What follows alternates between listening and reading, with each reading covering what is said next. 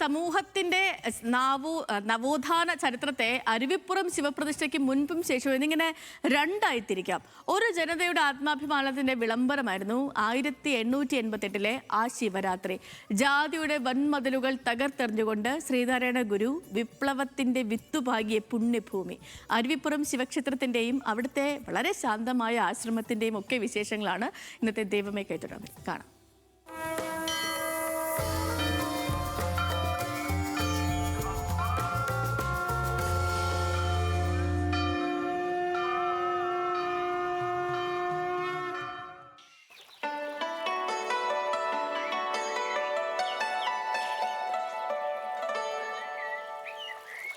ശാന്തമായി ഒഴുകുന്ന നെയ്യാർ. ഈ ആഴങ്ങളിൽ നിന്നാണ് കേരളത്തിൻ്റെ നവോത്ഥാന ചരിത്രം പരിവർത്തനത്തിൻ്റെ ഊർജം സ്വീകരിച്ചത്.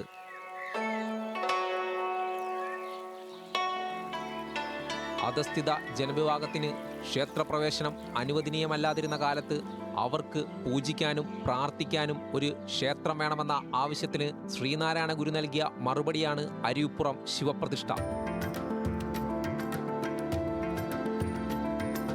വരേണ്യവർഗത്തിനു മാത്രം അവകാശപ്പെട്ട വിഗ്രഹപ്രതിഷ്ഠ എന്ന ആചാരത്തെ വെല്ലുവിളിച്ചുകൊണ്ട് അടിച്ചമർത്തപ്പെട്ട വിഭാഗത്തിനായി നെയ്യാറിലെ ശങ്കരൻകുഴിയിൽ മുങ്ങിയെടുത്ത ശിലയുമായി ഗുരു അരുവിപ്പുറത്ത് ആദ്യ ശിവപ്രതിഷ്ഠ നടത്തി.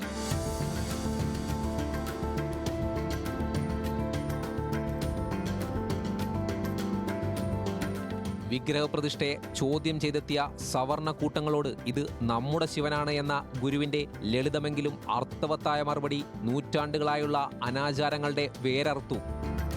അരുവിപ്പുറം ക്ഷേത്രഭിത്തിയിൽ കുറിക്കപ്പെട്ട ആ വരികൾ ഇന്നും ലോകത്തിന് വഴികാട്ടുന്നത് മാനവികതയുടെ മഹാമന്ത്രമാണ്.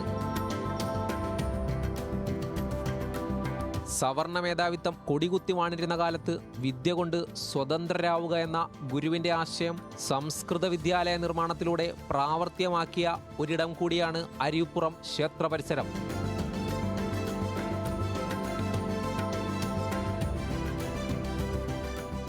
ഗുരു അരുവിപ്പുറത്ത് പ്രതിഷ്ഠ നടത്തിയതിനു ശേഷം ഉടനെ തന്നെ നിർമ്മിച്ചത് വിദ്യാലയമായിരുന്നു, സംസ്കൃത വിദ്യാലയം.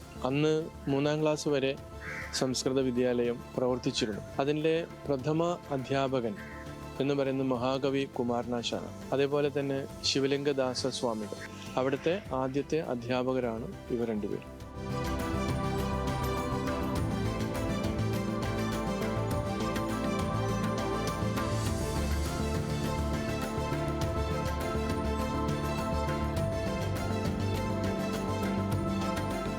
ദക്ഷിണേന്ത്യൻ ക്ഷേത്രങ്ങളിൽ കണ്ടുവരാറുള്ള വലിയ ഗോപുരങ്ങളോ കരിങ്കൽ ഭിത്തികളോ കൊത്തുപണികളോ ഇവിടെ കാണാൻ കഴിയില്ല. ഉപദേവനായി ഗണപതി പ്രതിഷ്ഠ ഒഴിച്ച് മറ്റ് പ്രതിഷ്ഠകളൊന്നും ഇവിടെയില്ല.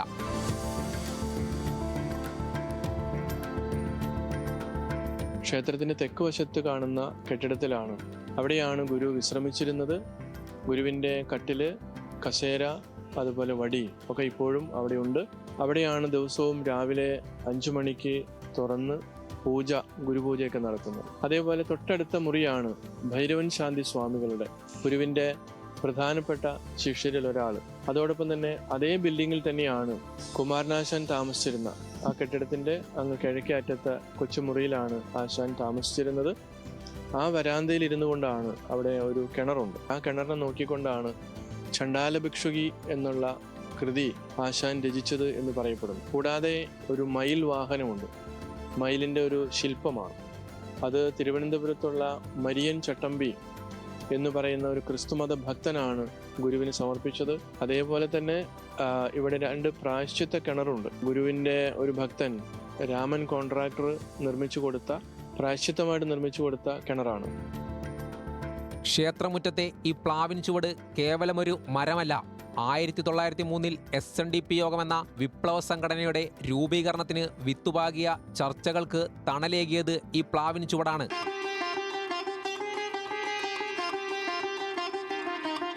ഗുരു തൻ്റെ ശിഷ്യന്മാരോടൊപ്പം ഇരുന്നിരുന്ന ഇടം. ഇവിടെ വെച്ചാണ് കുമാരനാശാനെ പോലെയുള്ള പ്രതിഭകളെ ഗുരു ലോകത്തിന് നൽകിയത്.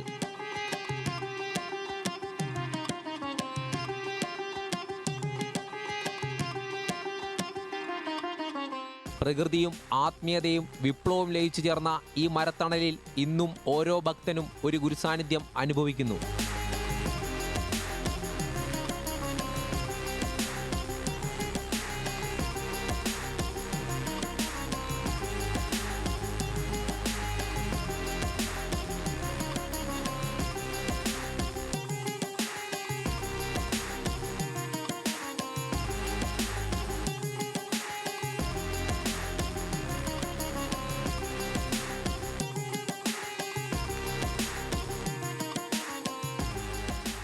നെയ്യാറിലെ ആഴങ്ങളിൽ നിന്ന് ഗുരു മുങ്ങിയെടുത്ത ആ ശില അന്ന് ചോദ്യം ചെയ്തത് മനുഷ്യൻ്റെ ജാതിബോധങ്ങളെയാണ്.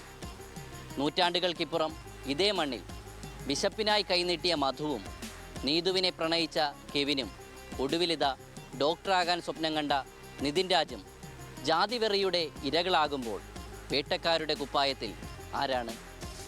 അരുവിപ്പുറം വിഭാവനം ചെയ്ത സമത്വമെന്ന ആശയം കേവലം ശിലാപ്രതിഷ്ഠയിൽ മാത്രം ഒതുങ്ങേണ്ട ഒന്നല്ല. മനുഷ്യനെ മനുഷ്യനായി കാണാൻ ആഗ്രഹിക്കുന്ന ഓരോ മനസ്സിലും ആ വെളിച്ചം ജ്വലിച്ചു നിൽക്കേണ്ടതുണ്ട്. ക്യാമറാമാൻ അനീഷ് മലയങ്കിഴിനൊപ്പം അനിരു അശോകൻ, ന്യൂസ് മലയാളം, തിരുവനന്തപുരം.